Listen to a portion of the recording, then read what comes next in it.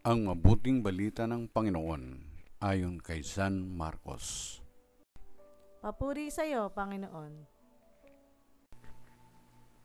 Matapos mapakain ang 5,000 lalaki, agad pinasakay ni Jesus sa bangka ang mga alagad at pinauna sa Betsaida, sa kabilang ibayo ng lawa, samantalang pinauuwi niya ang mga tao.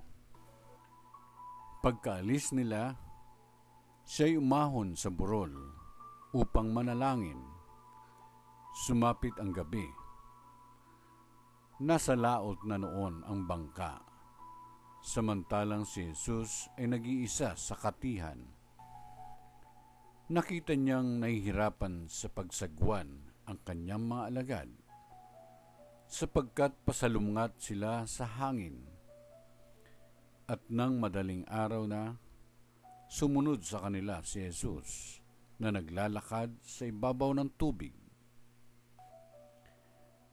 Lalampasan niya sana sila, ngunit nakita ng mga alagad na siya'y lumalakad sa ibabaw ng tubig, kaya't napasigaw sila. Ang akala nila'y multo at kinilabutan silang lahat.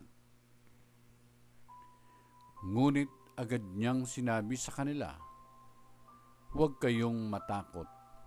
Si Jesus ito. Lakasan ninyo ang inyong loob." Sumakay siya sa bangka at tumigil ang hangin. Sila'y lubhang nanggilalas, sapagkat hindi nila naunawaan ang nangyari sa tinapay. Hindi pa ito abot ng kanilang isip. Ang mabuting balita ng Panginoon. Pinupuri ka namin, Panginoong Kristo.